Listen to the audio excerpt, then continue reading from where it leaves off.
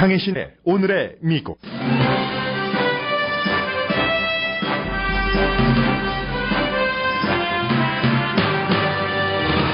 트럼프 후보는 이겨야 하고 클린턴 후보는 이기길 바라는 마지막 대선 토론이 승자와 패자의 도시는 라스베가스에서 열립니다. 라스베가스 리뷰앤저널은 사설에서 트럼프 후보는 타블로이드 스타일을 버리고 클린턴 후보는 자신도 유권자의 고통을 공감할 수 있다는 것을 보여줄 때 이길 수 있을 것이라고 전했습니다. 트럼프 후보가 오늘 토론에서도 선거 조작을 주장할지, 클린턴 후보가 위키릭스가 폭로한 여러 스캔들에 대해 유권자를 이해시킬 것인지가 주목됩니다. 대선 후보 토론에서 미국의 전통인 후보 배우자 사이의 인사가 오늘은 생략됩니다. 클린턴 후보의 요청을 대선 토론위원회가 받아들인 조치입니다. 에콰도르 정부가 위키릭스 줄리안 아산지의 이메일 접속을 강제로 막았다는 것을 시인했습니다. 미국 선거에 개입하지 않는다는 원칙에 따른 결정이라고 밝혔지만 트럼프 후보 진영은 클린턴 후보 눈치보기라고 비난합니다. UC 10개 캠퍼스에서 풀타임으로 일하는 직원의 45%가 때로는 배고픔을 겪는다는 조사 결과가 주목됩니다. 약값이나 렌트비에 식료품이 뒤로 밀린다는 설명입니다. 엘포요 로코가 성전환자를 채용하기 시작해 전국에서 주목받고 있습니다. 월스트리트저널이 한국의 노동법 개혁안을 사설에서 비판했습니다. 비정규직 기간을 늘리려는 박근혜 대통령의 안은 일본의 경기 후퇴를 부르는 악수라고 비난합니다. 애플이 인간을 이기는 컴퓨터학을 가르치는 교수를 인공지능 책임자로 고용했습니다.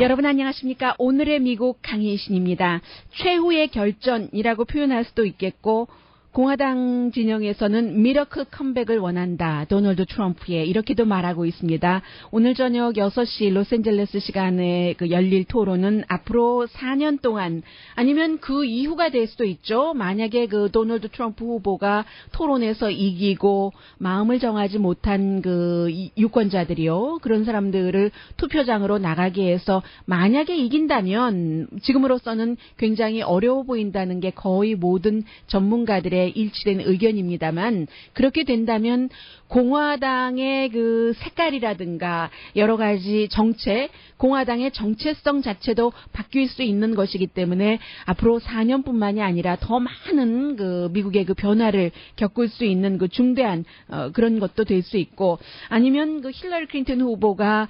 지금대로라면은 이제 대통령이 되고 오늘 토론도 잘해서 이런 것을 다져나간다면은 미국이 또 큰 변화는 겪지 않는 그런 4년 내지는 플러스, 어쩌면 또 트럼프 후보를 강렬하게 지지했었던 사람들의 반발로 굉장히 또 민주당 자체도 다른 소용돌이를 겪을 수도 있겠습니다만은 누가 알겠습니까? 이 11월 유권자들의 마음, 표심을 오늘 일단 오늘부터 보겠습니다.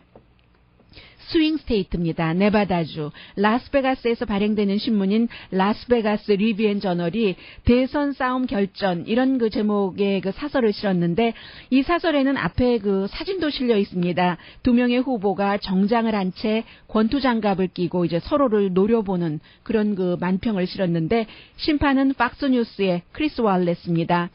공식 지지를 하고 있죠. 팍스뉴스는 도널드 트럼프 후보를. 그래서 이제 팍스뉴스 자체가 오늘 토론에 상당한 기대를 하고 있고, 오늘 토론의 사회를 볼 심판이 될 그런 크리스 월레스는 저널리스트로서의 고민을 할 테고, 또 어떠한 압박 같은 것도 상당히 받으면서 90분 동안 토론을 진행하게 될 것 같습니다. 라스베가스 리뷰앤저널의 오늘 사설 첫 문장은 두 후보가 거액이 걸린 내기 싸움의 도시 라스베가스에서 결전을 치른다, 이겁니다. 그래서 이제 90분 동안 이 토론에서 라스베가스 대학교에서 열리죠. 라스베가스 대학교에 다니는 자녀를 두신 분들, 뜻하지 않게 특히 캘리포니아주는 가깝기 때문에 학생들을 준비한다고 수업 없어요. 어제 오늘 하면서 주말에 집에 다녀간 학생들 많았을 겁니다. 오늘의 후보 토론회를 치르기 위해서였는데, 정치에 있어서 새로운 단계의 어떤 그 피해 스포츠다. 오늘 토론이 라스베가스 저널답게 그렇게 표현을 했습니다.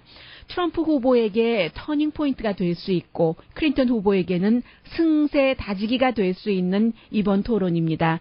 1차, 2차 토론에서 그 클린턴 후보를 악마라고 불렀었고 그리고 이제 자신이 백악관 주인이 되면은 클린턴 그 후보를 감옥에 가두겠다. 이렇게 얘기했었던 후보의 말. 오늘 토론의 웜업 정도였을 것이다. 1차 토론과 2차 토론이 그 정도 말인데도 이렇게 표현하는 사람이 있습니다. 라스베가스 대학교에서 이제 토론 코치로 학생들을 가르치고 있는 그 교수의 얘기인데 잭 탐슨 교수입니다.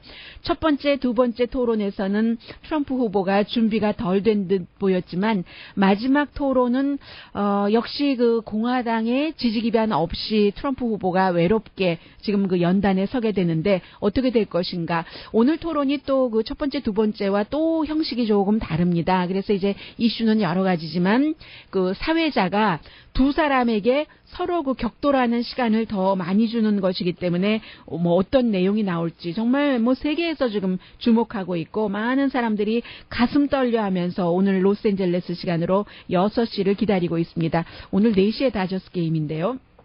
트럼프의 전후좌우 가리지 않는 공격은 지지 기반은 만족시키지만 네바다에서 누구에게 투표를 할까 마음을 정하지 못한 유권자들을 잡기는 힘들 것이다 하는 전망도 나오고 있고 더군다나 이제 크리스 월레스 오늘 그 토론 사회자 역할의 중요성 공정한 토론 진행을 어떻게 할 것인가 크리스 월레스의 경우는 뭐 빌 올라일리와는 조금 다르기 때문에 빌 올라일리는 자신을 저널리스트라고는 부르지 않잖아요. 오피니언 리더라고는 인정을 해도 그러나 이제 크리스 월레스는 그 팍스가 내놓으라 하는 저널리스트이고 해서 이제 굉장히 여러 가지로 그 무게감을 어깨에 느끼고 있는 겁니다. 트럼프 후보가 국가 안보와 일자리라는 이슈에 집중하는 게 타블로이드 스타일로 하는 것보다는 좋을 것이다. 이런 전문가들의 예상도 이 신문 사설이 실었고 민주당에서는 힐러리 클린턴 후보가 경험을 그 강조를 할 테고요. 당연히. 그리고 이제 토론에서 내용 있는 이런 것, 뭐 민주당의 힐러리 클린턴을 지지하는 사람들이 좋아하는 것이죠. 그러나 이제 결국은 힐러리 클린턴 후보도 좋아하거나 그에게 투표할 것이라고 생각하는 사람들은 더 이상 공략할 필요가 없잖아요. 마음을 정하지 못한 공화당 유권자들을 어떻게 할 것인가. 그리고 이제 오늘 토론에서 어떤 모습을 보여주고 힐러리 클린턴의 경우는 말보다는 모습입니다. 표준입니다. 말이야 뭐 워낙에 그 수십 년 경력으로 다 알고 있는 것이고 더군다나 이제 달달달달 외운 것을 얘기하는 사람이기 때문에 말에서의 뭐는 실수 정도만 하지 않으면 되는 것이고 그때 예측하지 못하는 그 도널드 트럼프 후보의 발언에 대해서 표정을 어떻게 할 것인가.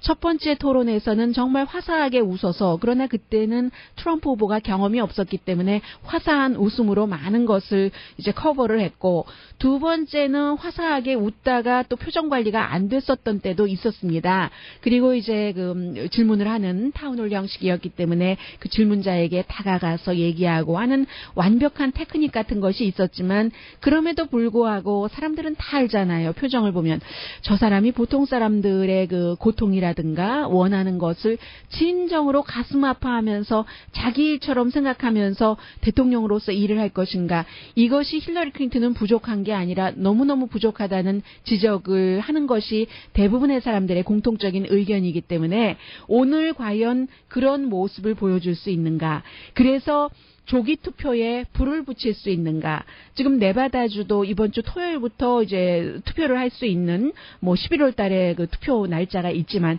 그런 것이잖아요. 이런 것.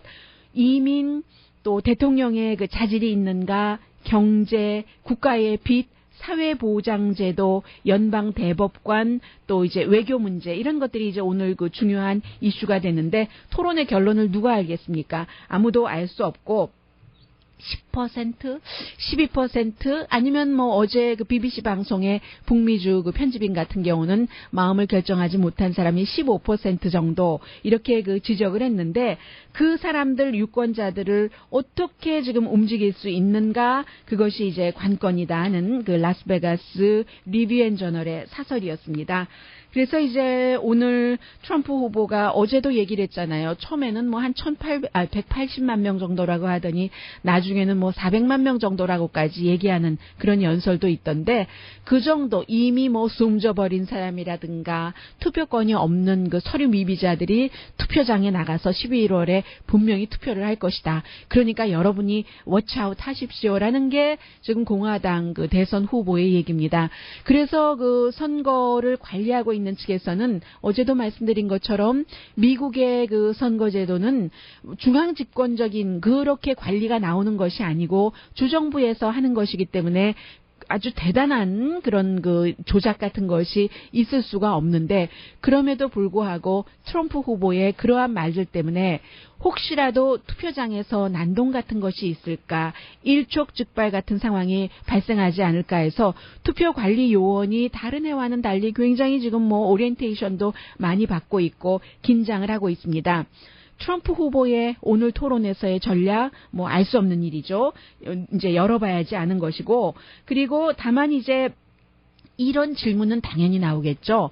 이 트럼프 후보가 선거가 조작되고 있고 당일날도 조작될 것이라고 했기 때문에 그럼에도 불구하고 본인의 주장과는 달리 또 이제 본인이 선거에서 졌을 경우에 승복할 것인가 하는 질문을 하겠어요, 안 하겠어요? 당연히 하겠죠. 여기에 대해서 트럼프 후보가 뭐라고 답변할 것인가 저는 굉장히 궁금하고요.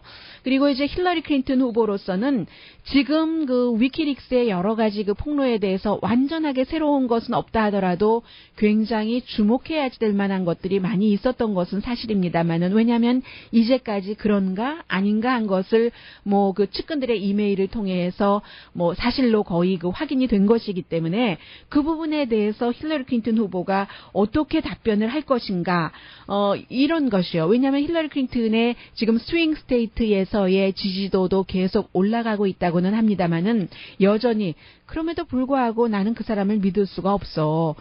도저히 그 어떻게 믿지 못하는 사람에게 대통령의 그 지휘봉을 줄 수가 있을까 하는 사람이 많기 때문에 힐러리 클린턴 후보가 이 부분을 어떻게 인식시킬 것인지 몇십 분 연설하고 일반 가정이 몇 년 동안 버는 돈을 다 벌고 또 그쪽에 가서 연설을 할 때 그 사람들 듣기 좋은 말을 실제로 한 것이고 이 부분에 대해서 왜 내가 한 것이 잘못된 것이 아니고 일리가 있는 말이었었다라는 것을 어떠한 식으로 지금 인식을 시킬지 상당히 지금 그 주목이 됩니다.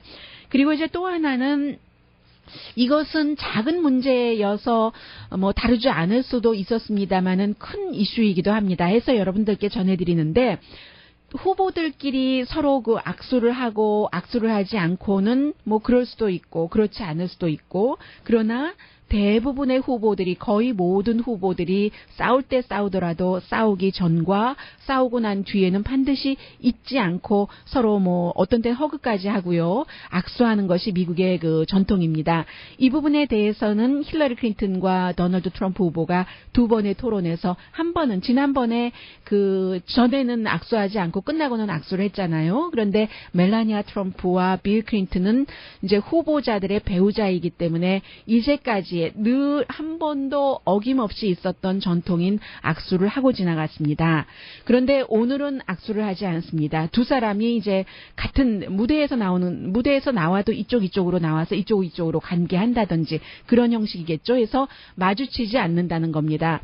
마주치지 않는다는 게 악수를 하지 않게 하기 위해서 이게요. 힐러리 클린턴의 요청을 이 그 대선 대통령 토론위원회에서 받아들인 것이거든요. 지난번에 그 토론을 할 때 어떤 요청을 그 트럼프 진영에서 했느냐면은 그 당시에 물론 그 후보 토론회에서 과거와는 달리 이번에는 유난히 그 방청석을 많이 안 보여주더군요. 그런데 이제 그 방청석에 도널드 트럼프의 게스트들이 누구였냐면 빌 클린턴에 의해서 내가 그 성추행, 성폭행 혹은 강간당했다라고 주장하는 여성들 몇 명을 초청을 했고 그리고 트럼프 후보가 그 여성들을 그 후보의 가족들이 앉는 그 자리가 따로 있잖아요. 그 자리에 앉히기를 원했습니다. 그런데 토론 후보 토론 위원회 측에서 트럼프 후보의 그 말을 받아들이지 않아서 초청은 했으되 안 보이는 자리에 앉게 됐거든요. 그때 이제 토론 전에 이런저런 일이 있는 것에 대해서 클린턴 후보 측에서 마음이 상했다는 겁니다. 심사가 상하고 거슬렸다는 겁니다. 그래서 이번에는 아예 이제 토론할 때 서로 토론 전에 후보들 자체도 이렇게 만나지 않도록 빌 클린턴 대통령도 뭐 자신의 과거와의 그런 어페어 내지는 성추행, 성희롱이 있었다고 주장하는 여성들을 마주치고 카메라에 자주 비춰지고 하는 것을 원하겠어요? 가족들은 몇 번이 될지는 모르지만 이번에도 분명히 자리가 카메라가 비춰줄 겁니다. 그렇기 때문에 이제 힐러리 클린턴 진영에서는 어쨌든 지난번에 그런 것들 이런 것으로 인해서 이번에는 아예 악수조차 하지 않게 우리 만나지도 않게 겹치지도 않게 해달라 해서 그 요청을 받아들여서 했기 때문에 이런 부분에 대해서는 또 공화당에서 뭐라고 생각하겠어요. 힐러리 클린턴이 스윙 스테이트에서조차도 그렇게 다 이기고 있는데 뭐든지 클린턴 후보의 요청은 받아들이고 트럼프 후보의 요청은 토론위원회에서조차 받아들여지지 않고 있다 하는 게 지금 도널드 트럼프 후보 진영의 얘기입니다. 그래서 오늘은 또 트럼프 후보 진영에서 누구를 초대했느냐면요. 버락 오바마 대통령의 해프 브라더를 초청을 했습니다. 도널드 트럼프 후보를 지지하고 있거든요. 이 사람은 케냐 사람이지만 미국 시민이기도 하고 미국에서 살 때는 워싱턴 DC에서 사는데 오바마 대통령과는 사이가 별로 좋지 않습니다. 2015년도에도 백악관을 잠깐 가기는 했는데 굉장히 어피셜한 서로 형이 오겠다고 하니까 오지 말라고 하겠어요 하는데 어피셜한 상황에서 악수 정도 했다라고 본인이 오바마의 형이 얘기하는 것이고 버락 오바마 대통령의 아버지는 케냐의 전통에 따라서 케냐에 이제 일부 다처제니까요. 더군다나 그 당시에 4명의 부인과 결혼을 해서 오바마의 엄마를 포함해서 7명인가 자녀를 두고 있는데 그 가운데 1명입니다. 해서 트럼프 후보가 이 오바마 대통령의 해프 브라더를 초대를 해서 오늘 아마 지켜볼 것 같습니다. 토론장에서.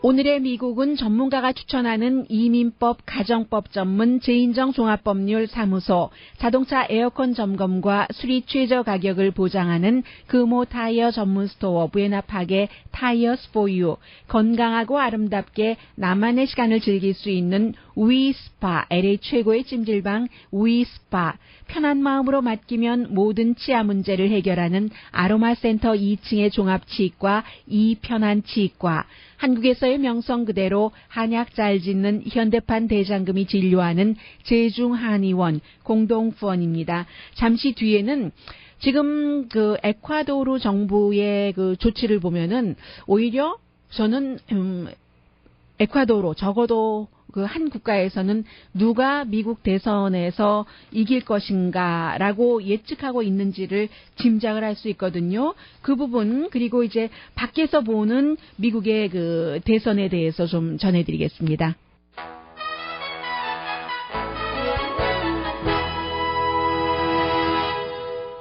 라디오 서울 방송 오늘의 미국 듣고 계십니다.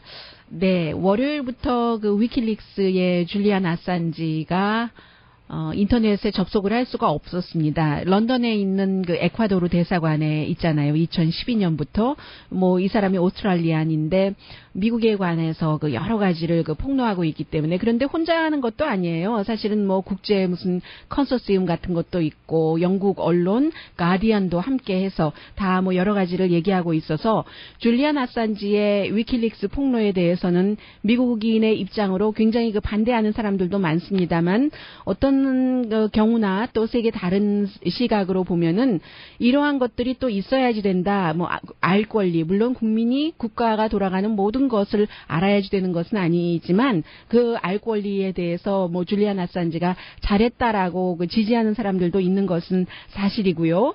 그래서 이제 런던에 있는 에콰도르 대사관에서 지금까지 이번 대선을 남겨놓고 10월 달에 뭔가 서프라이즈한 것을 보여주겠다 하면서 계속 이메일 같은 같은 것을 터뜨렸잖아요. 힐러리 클린턴 주변 사람들의 것들을 그것을 통해서 또 많은 것들을 확인을 하기도 하고 했는데 그런 그 줄리안 아산지의 컴퓨터 인터넷 접속 이 사람이 그 컴퓨터 전문가인데 사람들도 만나지 못하고 지금 뭐 거의 그곳에서 갇혀서 살고 있는 형편인데 인터넷 접속조차 하지 못하게 된 겁니다. 그래서 그때 월요일 날 줄리안 아산지가 얘기를 했어요. 이거 미국의 그 존 케리 국무장관이 9월 달에 그 에콰도르 그 관계자를 만났을 때 강압을 한 것이다라고 얘기를 했고 그런 것이 확인하기가 그 애매했기 때문에 실제로 저도 뭐 그런 그 주장을 보고 듣고 있습니다만 여러분들께 말씀은 드리지 않았습니다.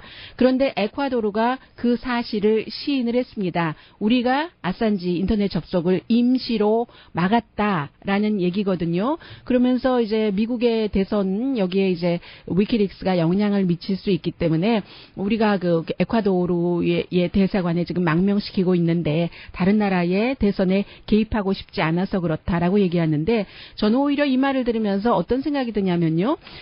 에콰도르가 처음에 줄리안 아산지를 보호하겠다고 결정을 했었을 때와 지금 그 여러 가지 그 상황이 달라지고 조심을 하는 겁니다. 사람으로 치자면 몸조심을 하는 겁니다라고 결론 내리지는 않겠어요. 제 느낌이기도 하니까요. 그리고 이제 어느 정도 사실일 수 있으니까 또 느낌을 말씀드릴 수 있는 것이고요.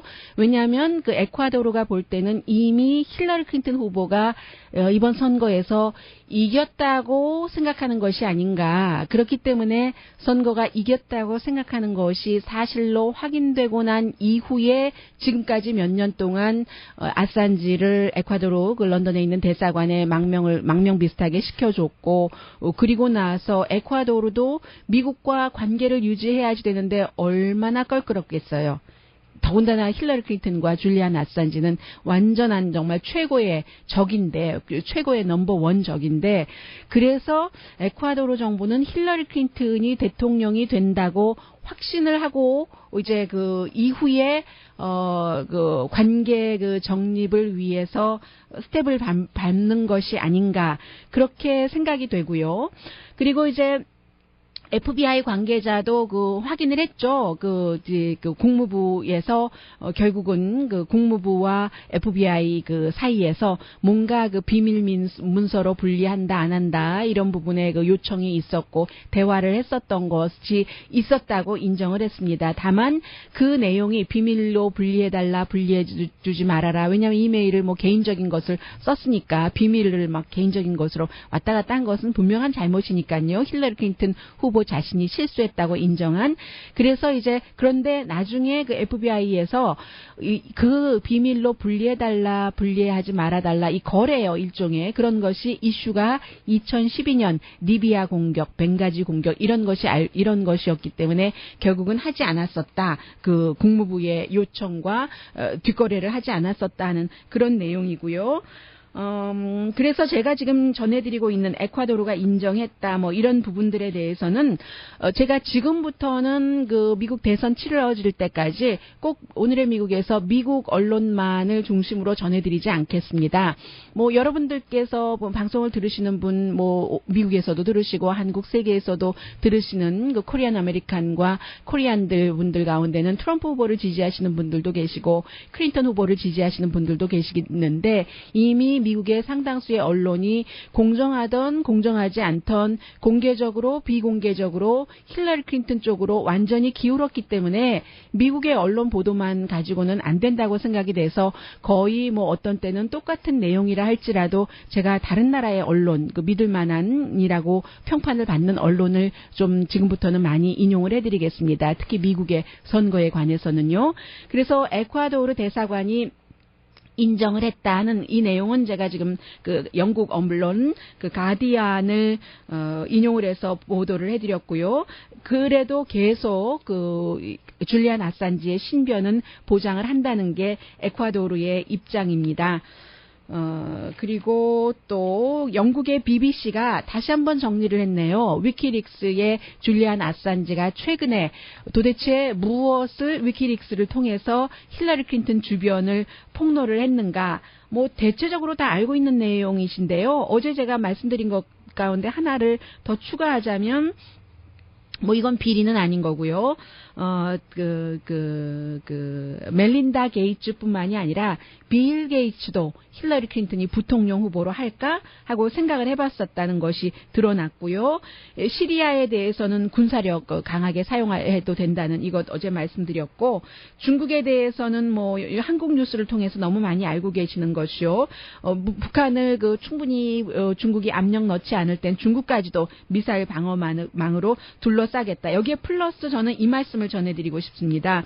앞으로 이제 힐러리 클린턴이 대통령이 만약에 된다면 북한과 문제 이런 것들이 오니까요. 미국이 북한이 더 그 핵을 가지고 긴장을 높일 때는 미국 함대를 한반도 주변에 추가로 배치하겠다 이런 것이요. 천안함 사태 때 이미 오바마 대통령은 군사력을 증강하는 것을 원치 않았는데 국무장관이 그렇게 그 당시에 이제 공화당인 로버트 게이츠 국방장관과 뒤로 얘기를 하고 이제 대통령이 도저히 스탑시킬 수 없는 때에 뭔가를 보내고 한 그런 적이 있었습니다. 그래서 힐러리 클린턴이 대통령이 된다면 마음이 변치 않는 한 무력 사용 같은 것은 오바마 대통령보다는 훨씬 많이 할 것이라는 것만은 분명하고요.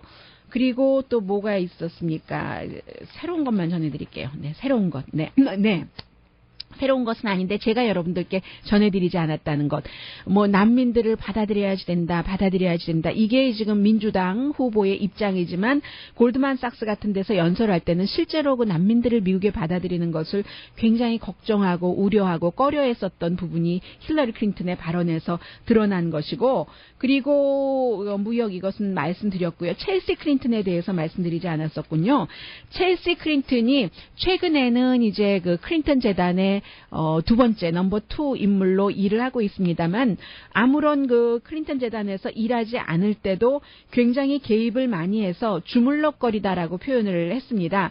빌 클린턴의 오랜 자문이기도 하고 일도 하고 하는 덕 밴드 재단을, 클린턴 재단을 오래 이끌었었고, 본인이 또 컨설팅 회사도 갖고 있고, 그 컨설팅 회사에 또 힐러리 클린턴의 국무부부터 백악관 퍼스트 레이디 시절부터 오랜 편이었었던 우마 에버딘이 또 국무부에서 일하면서도 그 컨설팅 회사에서도 봉급을 받고 클린턴 재단에서도 봉급을 받고, 이것은 사실은 wrong이죠. 잘못된 것이죠.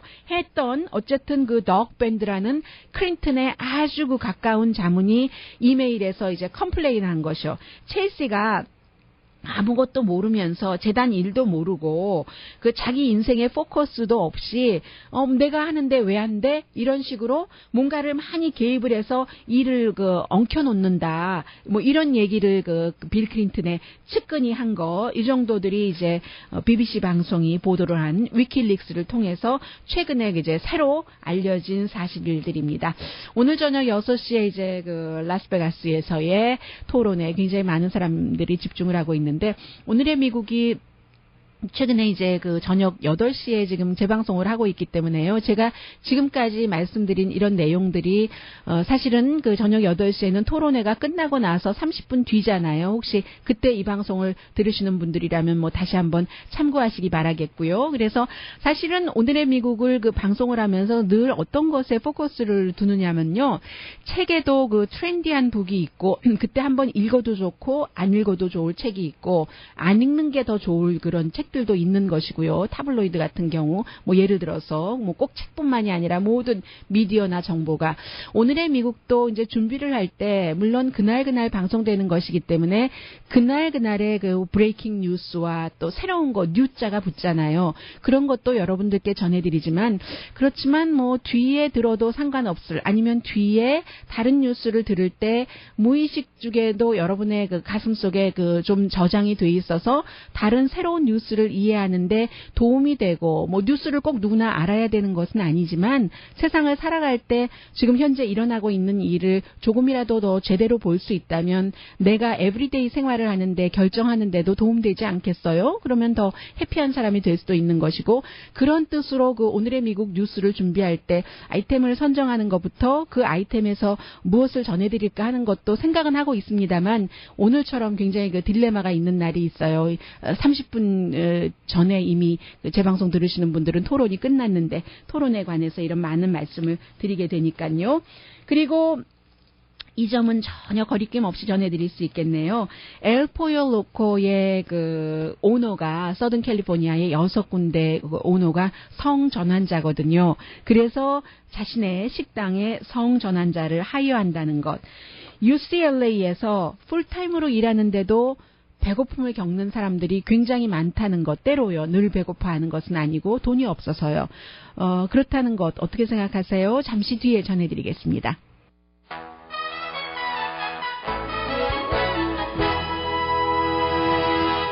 라디오 서울 방송 오늘의 미국 듣고 계십니다. 네. 오늘 아침에 그 NPR 방송의 보도를 봤습니다. 엘포요 로코 요즘에 뭐 치킨 드시는 분들 많으시니까요. 아직도 그래도 엘포요 로코는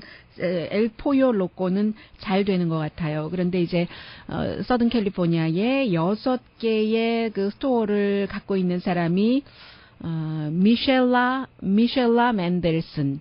이 사람이 2004년도에 그 여자로 성전환 수술을 받았거든요. 그전에는 남자였었습니다. 그리고 나서 내가 이제 성전환자들의 권리를 위한 그 운동을 굉장히 많이 하고 있는데 내가 말로만 할 것이 아니라 우리 그 식당에서 고용을 해야지 해서 실제로 매니저도 그 남자인데 그 여자로 성전환한 사람도 있고 하는 그런 내용들을 보도를 하고 있습니다. 이게 이제 미국의 많은 추세는 아니지만 그렇지만 이게 이제 시작이 이미 되고 있는 일이기 때문에 전해드리는데 원래 이 맨델슨 씨가 엘포요 로코를 처음에 이제 그 샀을 때가 1988년도였답니다. 그게 이제 그 하나, 둘, 셋, 네 개로 해서 6개로 늘어났는데 이 사람은 2012년 저부터도 이 머릿속에 좀 어느 정도의 그게 선입견 같은 게 있는 것 같아요. 여자로 성전환했기 때문에 어떤 경우는 자연스럽게 이 여성 오너 이렇게 말할 수도 있는데 머릿속에 그 남자라는 생각이 있기 때문에 이 사람은 뭐 이렇게 나왔었던 것 같거든요. 이 그 성전환자, 여성 성전환자로 이제 그 앞으로는 이런 뭐 성전환 했다 말았다 소리도 안 하는 시기가 올지도 모르겠습니다만은 이 오너가 2012년부터 역시 그 성전환한 그 직원들을 고용을 하기 시작했어요. 본인은 이제 오너로 일하니까는 그다지 많이 느끼지 못했지만 얼마나 그 차별이 있는가 그리고 오욕과 같은 그런 것들 해서요. 해서 지금 그 엘포요 로코 6군데 스토어 150명이 일하고 있는데 때로는 뭐 8명에서 때로는 10명까지 성전환한 그런 그 직원들이 일하고 있다고 하거든요. 그래서 이제 올해 초에 식당 업계 그 캘리포니아 레스토랑 어소시에이션 뭐 여러 군데가 있지만 굉장히 그 큰 그런 그 업계랍니다. 해서 서로 회의를 하고 할 때 내가 해봤더니 사람들이 그 가장 많이 물어보던 것이 그런 것이래요. 손님들이 싫어하지 않느냐? 아니다. 오히려 해봤더니 손님들이 굉장히 그 서포트를 하더라 하고 이 식당 협회가 22,000명이 그 멤버가 있는 곳이라고 하거든요. 그래서 이제 그런 이후에 예를 들어서 또 다른 그 노조들이 있잖아요. 웨스턴 푸드 서비스라든가 이런 곳에서도 조금 시행을 하고 있고 캘리포니아주가 이제 성전환자 이런 사람들에 대해서 굉장히 그 관대한 리버럴한 곳이기 때문에 주 정부에서 이제 그 어떠한 성차별, 나이차별 여러 가지를 직장에서 없애게 한다는 법이 있기 때문에 그런 것에 따라서 주정부에서 성전환자를 고용을 했을 경우는 그 사람에게 지급되는 처음 그 60시간의 임금에 대해서는 정부가 보조를 해준다고 하거든요. 그런 것들도 이제 다 알리고 해서 그 하고 있습니다. 그래서 이제 새로 시작되는 것이죠. 엘포요 로코는 2012년부터라고 말씀드렸죠. 고용을 했지만 결국은 그 패스트푸드 업계에서도 그렇게 한다. 그러면 이제 또 이제 성전환자가 미국에서 굉장히 극 소수겠죠. 극세사보다도 인구적인 비율로 하면 더 작은 그런 얄팍한 그룹일 텐데 그럼에도 불구하고 이제 그런 그 지지도 그 받을 것이고 뭐 하나의 그 수많은 뭐 3억 2천 얼마가 살고 몇백만 명이 살고 있는 미국에서 일어나고 있는 일이라서 전해드렸습니다. 그리고 이제 UC 계열에 다니는 학생들도 상당히 많은데 UC 계열에 다니는 학생들 가운데서도 뭐 예를 들어 10명 가운데 뭐 1명 그거보다 더 되는 것 같던데요. 중간에 제가 통계 나오면 다시 전해드리겠습니다. 그런 학생들은 돈이 없어서 배고픔을 겪는 적이 있다고 얘기를 하는데 풀타임으로 일하고 있는 행정직 직원 가운데서도 45%는 때로는 뭐 먹는 것을 포기해야 된다 하는 그 여론조사 결과가 나왔거든요. 이 여론조사 결과가 그냥 뭐 노조에서 한 것이 아니라 옥시덴털 칼리지의 정치학과 교수인 피터 드라이어 교수가 직접 그 주도를 해서 한 겁니다. 그래서 UC 계열에 14,000명의 그 거의 그 행정부 직원들이 있는데 그러면 뭐 행정부에서 뭐 높은 임금을 받는 사람들은 아니죠. 어시스턴트를 한다던가 아니면 그 도서관에서 돕는 일을 한다던가 그밖에 이제 여러 일을 하는 사람들이 그렇게 그 배고픔을 겪는다는 그 얘기입니다. 때로는 이게 이제 워낙에 캘리포니아주가 결국은 이제 렌트비로 가게 되는데 집값이 워낙에 비싸니까 집값이 비싸도 어떤 사람 예를 든 것을 보니까 $1,150면 별로 비싼 것도 아니에요. 한국 분들 사시는 것에 비하면 한인타운 인근이 뭐 예를 들어서 가족 4명이 산다고 할 때 아파트먼트 방 2개짜리, 3개짜리라고 할 때 그저 그래도 그 안전하다라던가 아니면 뭐 부모님들이 학군을 따지니까 그런 곳에 투베드룸 아파트먼트가 요즘 렌트비가 얼마입니까? 그러면 $1,150면은 하나도 비싼 게 아니잖아요. 그런데도 아파트 렌트비 아니면 내가 천식 약값을 내야지 되는지 먹어야 eating meal다운 meal 뭐 그 비만하지 말라면서 나중에 건강 비용 많이 들어간다고 뭐 의료 비용 많이 들어간다고 한다면서 뭐 제대로 된 밀을 먹을 수 있는 그 돈이 안 나오는 거죠. 그래서 이제 이런 내용들을 얘기를 하고 있고 UC 대변인한테 이제 그 많은 그 저널리스트들이 전화를 걸어서 물어봤더니 이런 것들 왜 나왔는지 다 안다. 이제 그 노조들이 계약 갱신할 때거든. 이렇게 얘기를 하는데 계약을 갱신할 때이건 갱신하지 않을 때이건 그 8시간 이상씩 그 풀타임으로 열심히 일을 하고 그런 사람들이 약값이냐 밥값이냐를 걱정해야 된다면 다른 모든 직원들이 그렇게 벌어서 약값이냐 밥값이냐를 걱정하는 것이 아니라면 어떤 사람은 몇백만 달러 받잖아요. 그런 것에서 조금만 풀어도 이제 이게 그 간격을 줄일 수가 있으니까 이제 이런 뜻에서 오늘 많이 나온 보도입니다. 미국뿐만이 아니 캘리포니아주뿐만이 아니라 저는 이 내용을 저쪽 동부에서 발행되는 뉴욕타임즈에서 읽었어요. 잠시 뒤에는 월스트리트저널의 사설 박근혜 대통령과 한나라당의 노동법 개혁안 그런데 오늘 월스트리트저널은 박근혜 대통령을 중심으로 박근혜 대통령 이름을 여러 번 언급하면서 이것은 뭐 통과되지는 않겠지만요. 현행법상 힘들겠지만 그렇지만 이것은 일본의 후퇴를 상기시키는 아주 나쁜 그 제안이다라고 사설에서 지적을 했기 때문에 잠시 뒤에 소개해드립니다.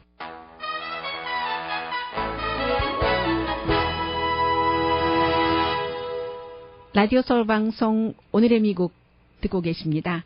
네, 월스트리트저널 사설 한국의 노동법 개혁하려고 하는 것이 그야말로 일본의 과거 어려웠었던 시대로 돌아가는 것과 마찬가지라는 얘기인데요.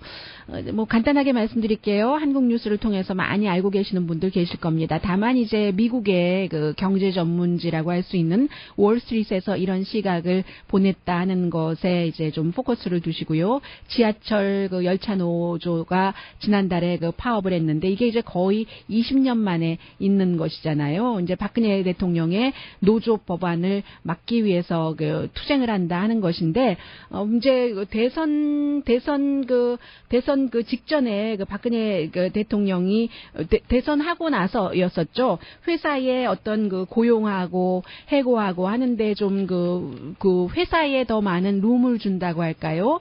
그런 것들을 하도록 그 법을 좀 바꾸는 것을 하게 하는데 그래서 간단히 말씀드리면 정규직이요. 그 비정규직 직원들을 2년까지 고용을 하면 나면은 그 다음에 이제 정규직으로 돌려야지 된다는 것이었는데 이것을 4년까지로 늘리려고 하는 것이잖아요. 물론 월스트리트저널에서는 박 대통령 임기 안에 될 가능성이 별로 없어 보인다고는 하지만 그래도 노조는 굉장히 지금 걱정을 한다는 것이고요.